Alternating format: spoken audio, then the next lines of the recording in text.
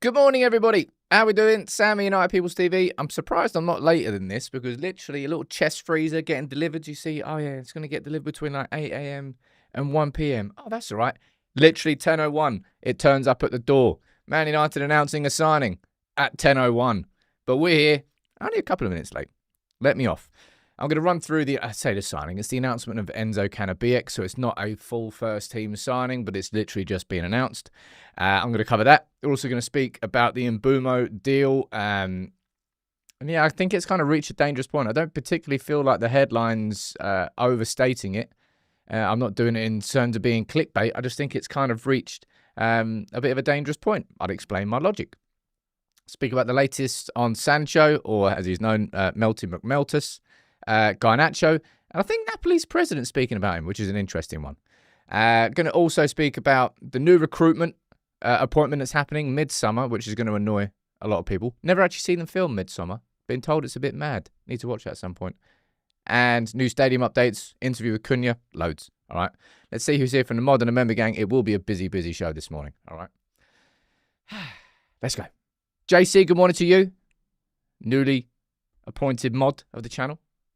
Akash, I might be appointing you as well soon because it's all getting a bit. We need more mods. We need some more mods up in here. Get some more bounces in. Little left and right hooks for those in the chat who deserve it. A couple of headbutts, maybe not. Good morning to Carl. You're there. Ant, you're there. Josh, you're there. We've got Tony Dangler. It's an interesting name, Tony. I hope that's not your surname, Dangler. I mean, there's worse surnames. Yeah. Anyway. Ryan, good morning to you. David, we've got Rami, got Carrick fan, Imtiaz. Lots of you tuning in. Right, let's get on with the main show. And let's start with this. I was going to start with a couple of conversations, non-United related, but this literally just got announced 2-3 minutes, 10:01 I think it was. We've already covered this. I don't particularly feel that, with no offence to Enzo Cannabix, I don't particularly feel it's worthy of a standalone video just now because it's maybe it is because I did one for Diego Leon, so potentially I might. But Man United have announced the signing of Enzo Cannabix, and we've signed him from, I believe, Le Havre. Yep. So he was signed from Le Havre's under-19s team, and he has joined. And what we're seeing here is the first example of Manchester United using this multi-club model. He's gone on loan next season to Lausanne Sport, who, of course, are owned by Ineos. I really do wonder how this multi-club model is going to sort of end up being. I think it was a while ago where I was like, it feels like Ineos will sell Nice. I don't know whether that's going to completely happen, but let's find out. We've got Lausanne Sport. I think they've got, is it Abidjan in Ivory Coast? I think I've got them as well. But look, Cannabix is one of those prospect signings, and there will be a lot more of these, whether it's Diego Leon, who comes into the first team environment, whether it's Cheeto, who comes into the first team environment, or whether it's Enzo Cannabix, who has been signed as a prospect, but there's no space for him at United, so he's going on loan to Lausanne, right? Yeah, Sekou Kone, I've seen the links with Lausanne, but I suspect that he's probably deserving of a better loan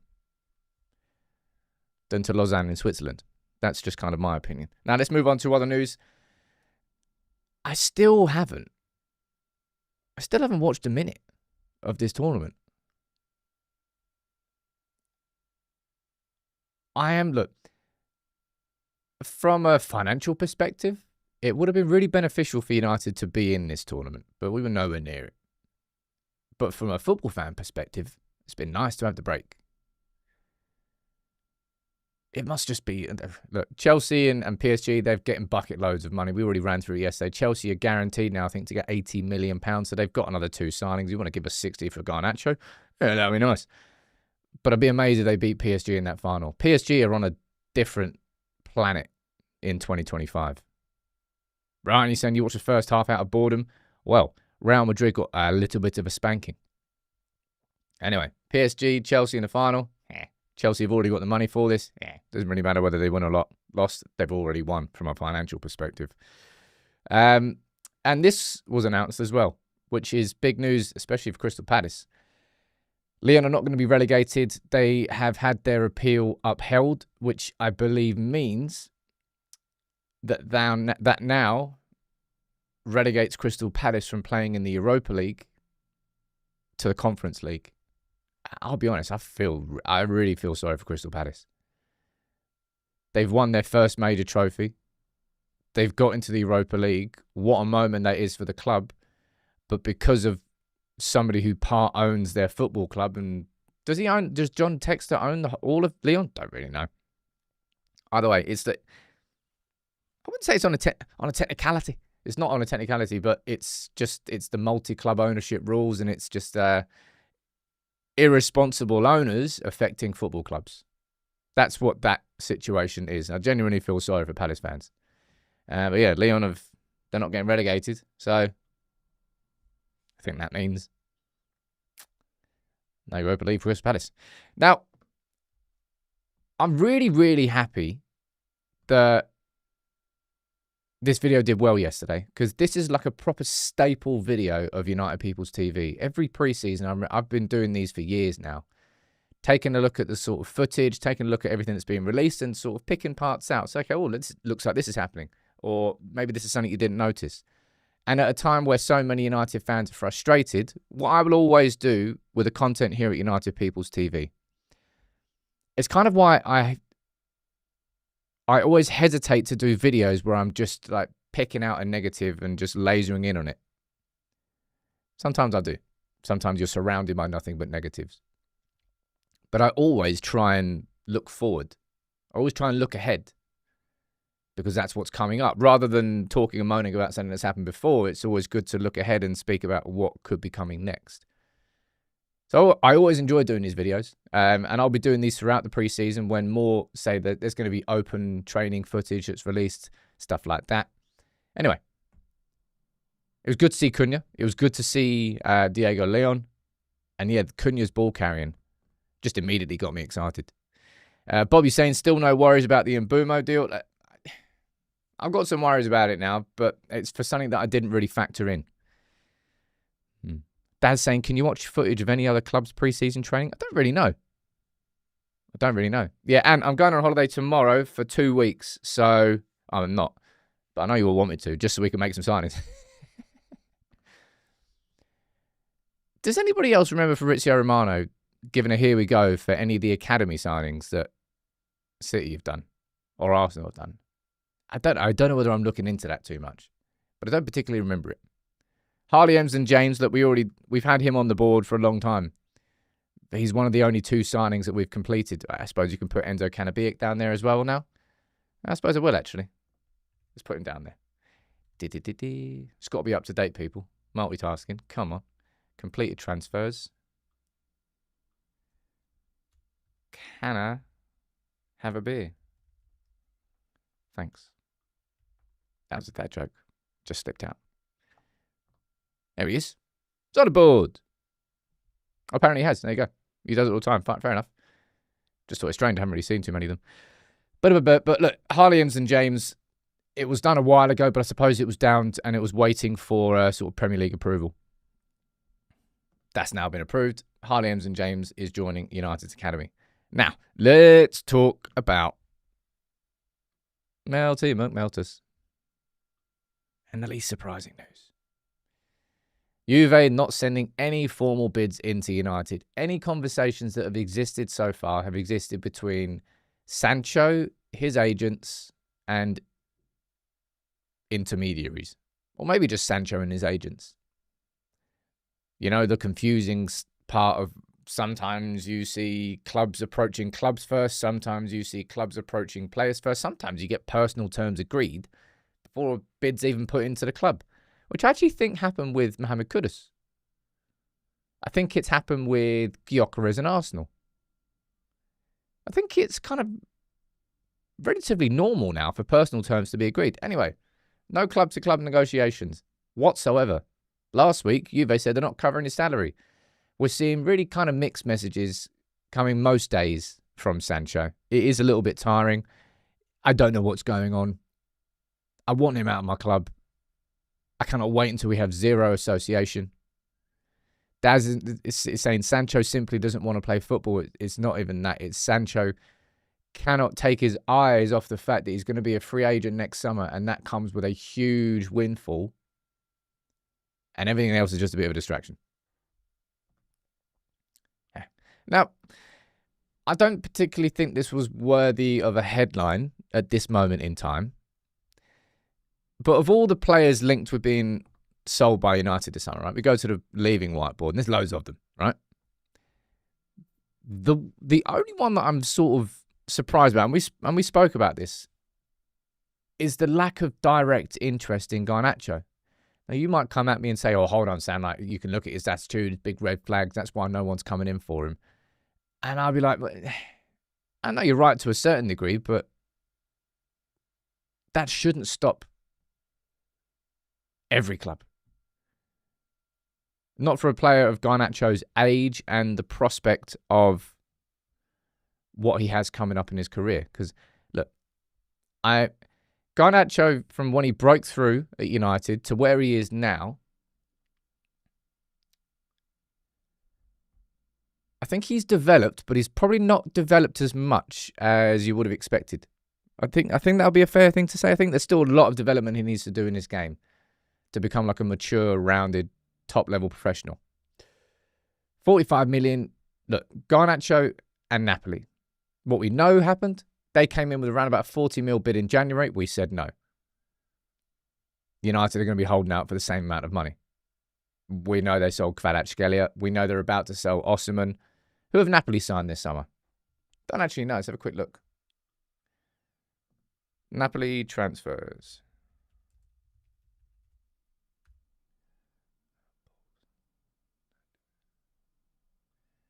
Napoli transfers, right? I spent bloody nothing.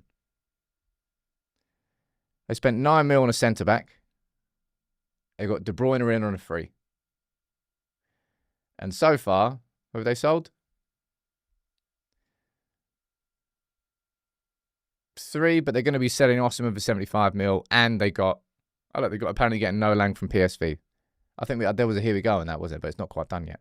Either way, they got money. Now, this is an interesting one, right? These are quotes coming from, is this it's not Gasparini. What's the name of their bloody president? I hate the Manchester Evening News website so much. It might be my least favourite website out of all of them. Aurelio De Laurentiis, right, has been speaking about Garnacho directly, and this is what he said. Garnacho's got pace, flair, and potential, but that's not even why we want him. We want him because he's at United. Get him out, and he becomes twice the player. There's a fault at United that I can't explain. I don't really think there's any United fan is going to disagree with that too much. There is something about United that has swallowed many, many, many a player for many, many, many a year. Yet, Napoli are going to be going in for Darwin Núñez, so that's probably going to be a straight swap in terms of the finances around the Osimhen situation. 75 mil. It's nuts that Liverpool are going to get probably something around that much. But anyway, that's Napoli's president speaking directly about him, which is kind of unusual. And I do think it is unusual that there hasn't been more interest in Garnacho. I'm going to go down to the chat and see what you're saying there. Kuba's saying that's disrespect. Well, it is disrespectful, but I don't think I can disagree with him. I mean, Gary Neville called United the graveyard for players.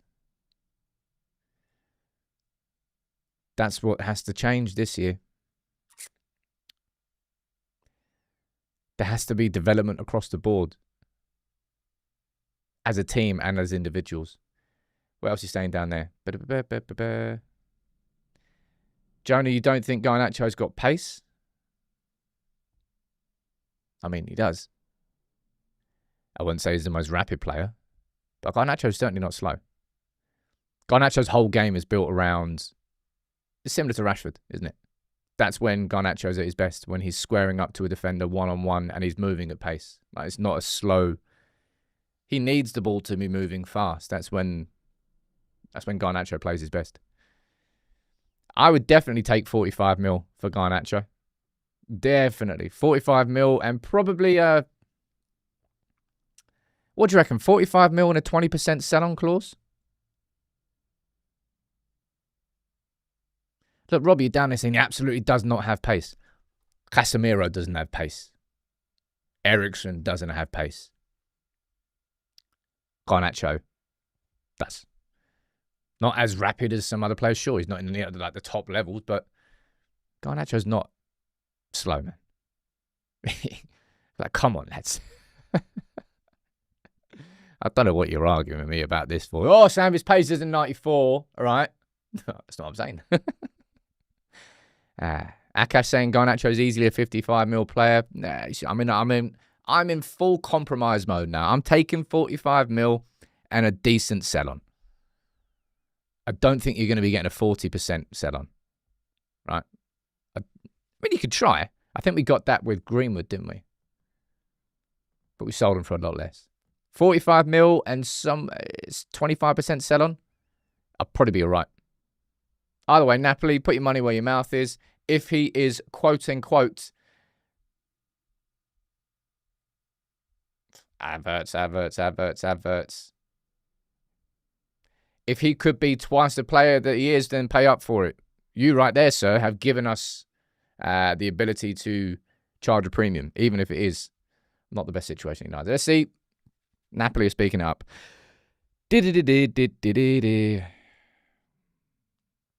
Let's speak about Mbeumo, all right? Now, I have reiterated time and time again that I'm not worried about the Mbeumo deal. I didn't really factor this into it. Now, I've sort of explained my logic as to why I've not been worried about the Mbeumo deal. Is it Newcastle might sign him? No, they've gone for Elanga. Is it Spurs might? No, they've gone for Kudus. Is it Arsenal might sign him? No, they're going after Madueke and Eze. So in terms of competition, United have got a free run at a player who wants to leave, who wants to join United, and Brentford are willing to sell him. Unfortunately, the price has been the issue. Hydro, you're saying you need ad block. I think it would be massively ironic of me to have ad block, considering a big part of sort of the revenue that we get here to fund United People's TV comes from ads. I think that would be like sort of cutting my own nose off to spite my face. So that's why I'm never going to do that. What was saying down here? Nothing there, nothing there. Right, so quite a bit happened yesterday in terms of deals around, not deals that have any direct influence, but unfortunately, and I think this is the truth,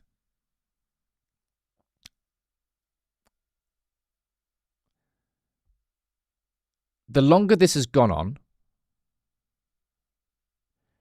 the more leverage Brentford have gained. Now, yesterday we got the confirmation from Ornstein and from Romano that Mohamed Kudus is joining Spurs. 55 mil for Kudus, right? Now, he's a good player. But 55 mil. Elanga. Like a good player. But 55 mil. Madueke. Like a decent player.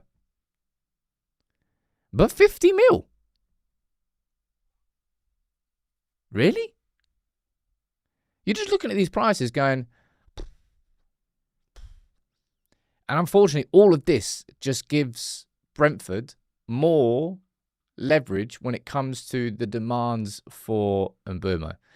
I think this is where United have messed up. If I was going to point out where I think United have got it wrong in this situation, I honestly don't think it's even the first bid.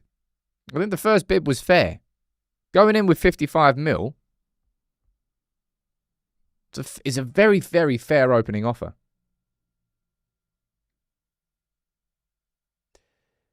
It's the delay between the first and the second bid that's confused us all.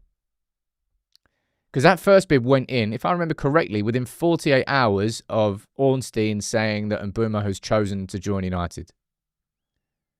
There's a good comment there from Liam. I've got no idea. He's saying transfers are ludicrous. How much would a player like Zidane go for in this market? How much would Mbappe went to PSG for 150 mil when he was effectively a prospect? Who was the last absolutely world-class player, like a top 5 player in the world that had a big contract that moved? And how much was it for? Was it Neymar? Or am I going too far back there? Was there someone else? There might have been someone else. Neymar obviously went from, Barca to PSG for 200 mil. When was the last one? Can't even remember. Smee, you down there saying that they're playing poker. Mate, I don't even know how much Zidane would be in this market. I really, really don't. It feels like it's probably Neymar and that 200 mil. But Mbappe, of course, went for free, so that you can't really factor that one in. But if Mbappe had a price, would have been nuts. Ronaldo, 100 mil to Juve. Even Ronaldo was on the way down. I suppose he still was kind of one of the top few players in the world. Anyway, look, right. Speaking about Mbeumo again, got distracted. So unfortunately, the Kudus deal gives Brentford more leverage. The Madueke offer gives Brentford more leverage. And I think this is the thing that I would say this is why it's reached the dangerous point. And I suppose this is something that I just hadn't factored in. People are talking about Caicedo. Caicedo had like a year. Caicedo wasn't a top 5 player in the world. Anyone near? This is something I hadn't factored in, all right? The idea that... Now, if I know Spurs, I suppose you'd even look at him, you'd look at this and go, well, I'm surprised Spurs are spending 55 million on a player because Spurs typically just don't do that. I don't really know whether Spurs are going to have the finances to afford Kudus and then go and sign Visser as a striker. Would kind of be surprising, I think. Not impossible, but it would be a surprise. And I don't really think there's a chance that Brentford are prepared to lose Thomas Frank, Brian Mbeumo, and Johan Visser in the same summer. I don't really think that happens. And I think that's where it's kind of reached a dangerous point. And I'm just saying that's something I just hadn't factored in so far. Hey, look, it's not my job to factor in. I suppose it kind of is my job to look into transfers, but it's not to look into what could happen here, this and that and this and that. This is what United negotiators need to do when they sit at the table. They have to look at everything from every angle and go, well, what could happen? What could change it? And maybe this was part of the conversation. But either way, let me know in the comments, right? I'm going to put this as a poll, in fact. Do you think Spurs will actually go in for Visser? Yes or no? Because I suppose you can talk about the fact they won Europa and the extra money they're getting in the Champions League as a consequence. Yeah, that's true. Let me know what you think in the chat about whether you think they'll go in for him. I'm going to comment a couple of super chats here and then I'll read what else you're saying down there. Rex, you're saying if you don't think that the reason for the lack of interest is attitude, then the only other option is most clubs don't think he's worth 45 mil. Well, we all know that he's worth 45 mil. He really, you can come at me, you can laugh at me, you can do what you want. I know you're wrong. Garnacho is definitely worth at least 45 million in this bloody market, man. With the potential that he's already a decent enough player. Yeah, there's a lot of improvement that still needs to happen, but what is he, 21? 20, 21? He's got his whole bloody career ahead of him. There's no way you can try and convince me that he's not worth 45 mil, so maybe it is attitude. I don't quite know. Samir, what are you saying down there, sir? It's time to dip into the credit line. No matter how much we hate it, Mbeumo is a must for this transfer window, and he has to come in regardless of sales, which is kind of what we were told the whole time, though, that Man United have got the money for Mbeumo and got the money for Cunha, and past that United need sales. It might be a cash situation. It might just be and this is just that stuck between a rock and a hard place that United have. On the one hand, going into this summer, we all wanted A, quick signings, and B, to make sure that United didn't overpay for players. Kill the United tax. Stop it. Which is what we all want. But if United now end up paying, because if you're Brentford and you're seeing all this sort of stuff, you're going, okay, we're sticking to our price. Yep, we're sticking to our price. Which is what they have done so far. United are going to end up paying the best part of 70 mil, I think. I was convinced that United were going to be able to do it at 62.5 with better payment terms that suited Brentford. I think all these deals that are happening around us make that more difficult. And the longer it goes on, the more leverage they have. Let me go down here and see what you're saying in the chat. We've got the poll in. We've got 400 votes, or 500 votes. I'm saying, do you think Spurs will actually go in for Visser? And 56% of you are saying yes. And if you are correct, right, let me go over here. This is from the Evening Standard in London, saying Spurs told Visser price. They're saying that it will be at least 50 million for him. Spurs are looking for attacking reinforcements. I did not even realise that. Man, Brentford scored goals galore last season, man. Visser and bloody Mbeumo scored 39 between them. I'm pretty sure United scored 44 in the whole season. That is disgusting. But yeah, if Spurs do go in for him, I don't really see Spurs selling Visser and Mbeumo. Like, who would they have left? I don't even know what their team is. And what are you saying, sir? You're saying we don't need Mbeumo. You disagree. You're saying, didn't you all say Bruno is basically Jesus with the football?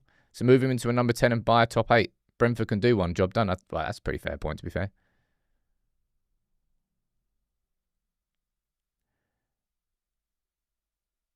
I still don't know where I think Bruno is best. I think I suppose that's kind of part of the problem, really. Right? That is part of the problem. It's going to be interesting, man. I think United not being as decisive between the first and the second bids has just opened the door for other stuff and variables to affect a deal where it didn't need to be that case. Right? Akash, you're talking about needing Mbeumo's goals. Well, if we weren't to sign Mbeumo, then we definitely need a striker. I mean, I know lots of you are going to say that we definitely need a striker anyway, but I'd say we need an even better striker if we didn't sign Mbeumo and Bruno play further forward and we signed a number 8 to then sit in midfield, maybe alongside Mbeumo. Could happen. Could happen. Ola's saying, I'm tired how long this has dragged on for. I really, really am curious. I know I've asked this before, but I'll ask it again now. What do you honestly think is the hold-up here? Do you think it's the amount that United are offering, or do you think it is the structure of how United are offering it? Or is it both? I don't even know. Like, to Brentford's credit, I'm not even sure that Brentford are actually moving the goalposts. I think they're just becoming more and more stubborn in their position the longer it goes on. Like, this is right. We were right at the start of the window. We were right now. Here's a Kudos deal. Here's the Elanga deal. Here's the Madueke deal. Let me see what you're saying. Tell him you're saying you'd think it's the upfront payment. Rex saying use a 60 mil and get a good striker then.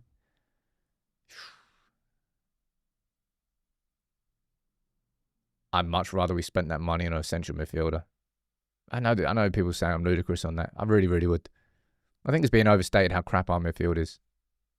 Like, midfield is where everything happens. Not everything happens in football, but it's the part of the pitch which directly affects both ends of it. Like the ability to play out from the back and the controlling of a football game and the ability to create attacks and move forward. The midfield is the hub. Everything goes through the midfield. If it doesn't go through the midfield, you're just lobbing it long and just playing Stoke Tony Pulis football. Yet there hasn't really been anything said about the midfield, because we didn't score enough goals last season. which I kind of understand that to a certain degree. If you're right, and I go down to the poll one more time, 700 votes are in, and 58% of you think that Spurs will go in for Vissa. If that happens, it's a bit of an issue. Connor, you're talking about Ugarte. Ugarte is very good out of possession. He's extremely good out of possession, actually. But that's only part of a midfielder's job. That's his job. He's not actually as bad in possession as I thought he was going to be, but he's not João Neves, and that was the comparison that happened all of last season.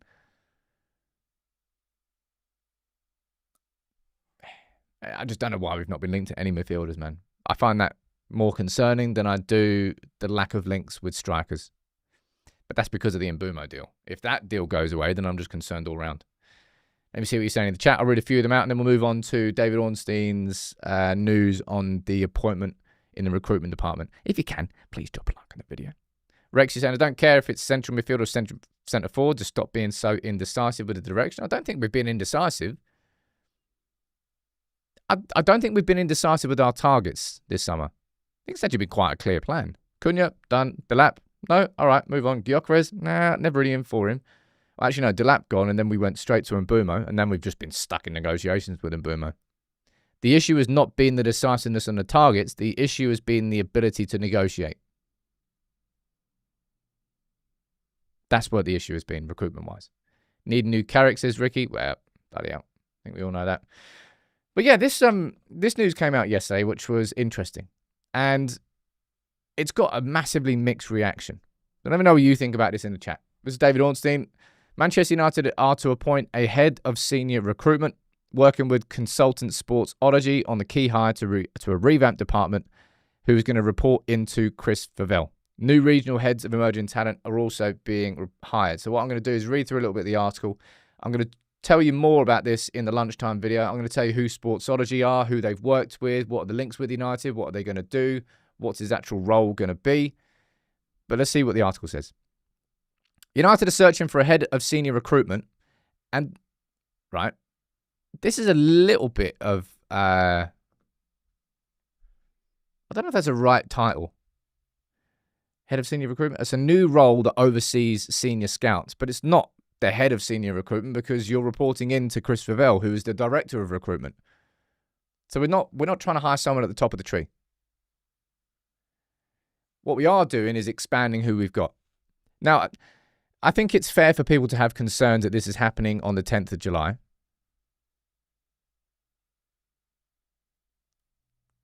I wonder why it's happening now. Chris Favell, if I remember correctly, sorry.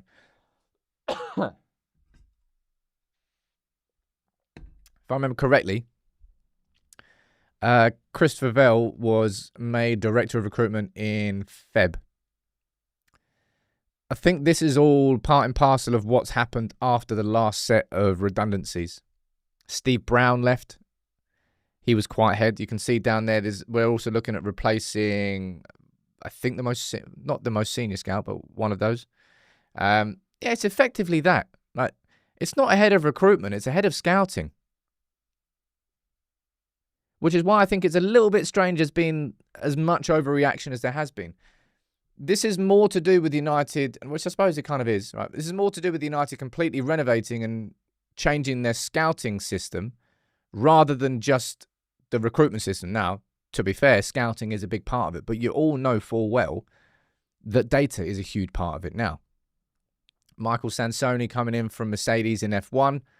He's now replaced Dominic Jordan, who was our head of data science before. He set up the department. We're years behind this. We are years behind so many teams. So, yeah, I've said that since day one. I've said that I see Chris Favell coming in and eventually being the director of recruitment for the whole of the multi-club model. And that maybe who comes in here and works underneath Chris Favell and comes in as the head of senior recruitment overseeing the senior scouts would then be the director of recruitment to replace Chris Favell as he climbs up the ladder. That's what I think so. Nathan, you can say our scouts have been rubbish, but I'm totally honest, man. Our scouts haven't been that shit. Haaland was recommended. Caicedo was recommended. There's quite a long list of players that were recommended by our scouts and everyone just sitting in the club with finger up their ass and not do anything. Yes, I had to move away from the mic for that. Anyway, there's other appointments because look, you're going to get regional heads of emerging talent. I thought we'd already established some of this. I remember when Laurie Whitwell released an article on this, or maybe we just hadn't put them in. Paul Mitchell. Jeez. Remember us having sort of Paul Mitchell? It wasn't Scouts who recommended Hines, it was Solskjaer. I'll give you that. What do I think of Gabriel Hines joining Arsenal? Get that. Remember, he was the one that tried to join Liverpool. Fergie was like, hell no. Real Madrid, off your pop. Look, I don't see this as a bad thing. At all. We're seeing more changes happening to our recruitment department that are required. The issue is that it's happening midsummer, which I can understand a little bit of trepidation about that. I think our summer's plans are all like, we don't need scouts for this summer. Think about that. We're not bringing in a new head of senior scouts to then scout players that we're signing this summer. That work's already been done bloody months ago by Chris Favell, by Jason Wilcox, by the existing departments and system. What you're effectively getting here is for January onwards, but it just announcing it. I say it's announcing it, but Ornstein announcing it at a time when there is so little movement with the actual signings right now. That's where it comes into a negative environment. So I'm going to do a lunchtime video on that, tell you a bit more information. I see it as a positive thing. And I think it's probably come as a consequence of the second round of redundancies being made, and then it's happened after that. And maybe Chris Favell, when he came in and was made, I think, Director of Recruitment permanently in February, needed to lay out a plan. It's evolving. I don't think it's something that affects this summer. That's already in place, even though it's not working right now. But I'll be honest, the targets haven't been the issue. It's been the negotiations. You might say it's down to Matt Hargreaves, who's our head of negotiations. Remember, he was brought in? Anyway, that's the story. I'll run through that in a bit more detail in the lunchtime video. And this came out yesterday, right? I think we'll probably do like an updated deep dive on the stadium. Not quite yet. But to say that's optimistic is a massive understatement. United want to host the 2035 Women's World Cup final in a stadium that doesn't exist. Well, 9 years? There's quite a few updates that need to be brought from the announcement yesterday and from all the reports, because effectively, in the short sort of update on it, United are struggling to negotiate with the freeholders of the train freight rail station behind, because that needs to be moved elsewhere. Where was it? Was it St. Helens? I can't remember exactly where.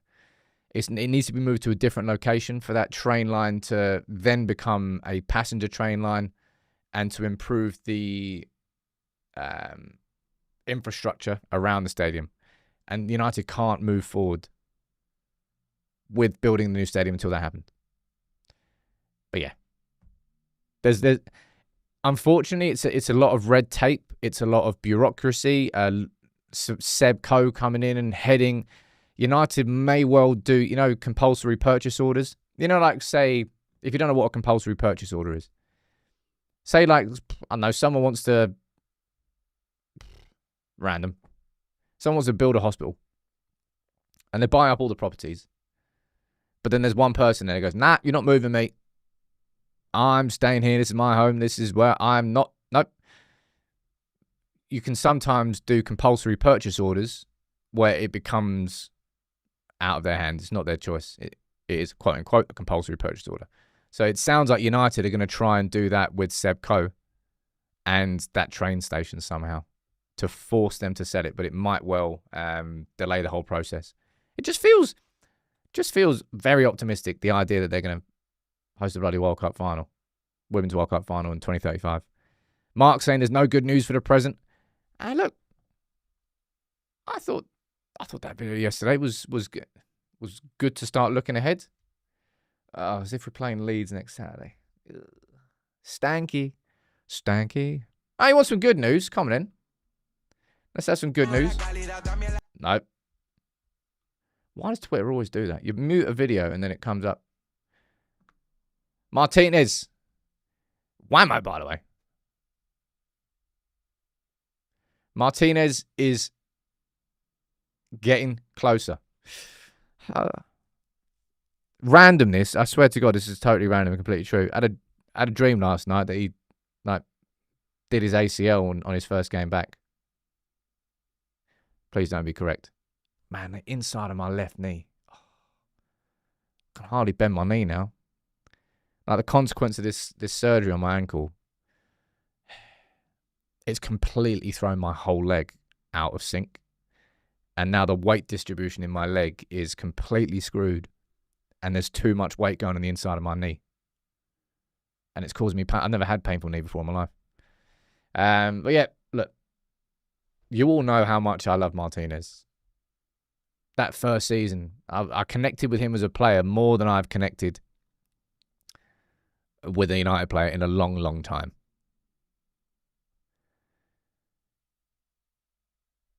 But Neil, down there, Mr. Cynical, yeah, that's really giving me hope. Look, you can see, I don't care about looking at his upper body strength. I want to see about his knees. Well, he'll be working and he'll be doing the graft. I'm very concerned as to whether or not Martinez is going to be able to come back from the double, from that double injury. I really am. I hope he does though. Bloody love him. Anyway, good form on that pull-up. Very good form. What have we got down here at the end of the show? A couple of interviews. What are we saying down there? Are you allowed to swim? I love swimming, man. I love swimming. Unfortunately, because of just how busy I am here, I can find myself stuck in here all day, most days. There's just so much on. And especially in the summer, it becomes extremely difficult. I'd love to have a pool in the back garden. It's never going to happen, is it? But look, Cunha, I thought it was just a nice little interview with United. I already said this yesterday. I do think it's a little bit... I don't particularly see the benefit of Manchester United handing him the number 10 shirt now. I think that they could have waited a little bit on that. Maybe it's because they wanted to, I don't know, sell some shirts. I don't really know. But Cunha's definitely looking forward to being a United player. And in that video yesterday, there was that one bit there which you highlighted, just watching Cunha carrying the ball. You know full well last season how much I went on about how United need ball carriers. And even if you saw Aiden Heaven carrying it 5 yards out of defence, you're like, mate, oh my God. That's what Cunha is going to be doing from that midfield to the attack. Actually, instead of passing it someone else, just saying, nah, try and push me off the ball. I'm going to take it 15 yards up the pitch. Looking forward to that, man. Looking forward to that. Talk about Mateta. Why? I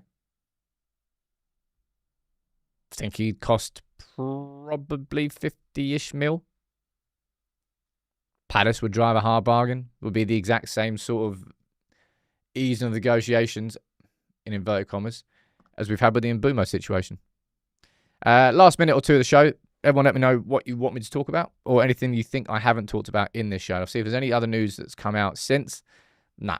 So we've got the confirmation of Canabiek that we've covered. Everything else is covered. Fred, I can borrow your pool. Thank you, mate. Come and install it in my garden for me. Very nice of you. I did see the Iqbal interview. I'll be honest, didn't reflect well on Ten Hag at all. It's basically Zidane Iqbal was explaining that he was told to remain patient. He did remain patient. He was told he was going to be in the squad for the Charlton game. He was excited, got all his friends and family there. Not in the squad, didn't get any minutes. Kind of false promises that were given to him. I mean, he's not had the most incredible or stunning career since he's left United, but I think it's just... I don't like the idea of false promises, man. If you're going to manage people properly. Don't give anyone false promises. Please talk about Onana. I want him to be sold. I don't think we're selling him. There you go. Talk about your freezer. It's a lovely little chest freezer. Not got enough room in the main freezer. Nice. That was a boring conversation. Moise Keane? I'm not really moved by Moise Keane, I'll be totally honest, man. Aaron saying, I feel for you regarding the injury. Still recovering 7 months on. Dude, I had this surgery in February last year. 12, March, April, May, June, July. 17 months ago. This surgeon screwed me. I know my condition's bad anyway. This surgeon that straight up screwed me. He's given me 2 ankle reconstructions on the right-hand side and the left-hand side. On the right-hand side, he's admitted that he's undercorrected it. And on the left-hand side, I can guarantee you, and he's admitted this as well, that he's overcorrected it.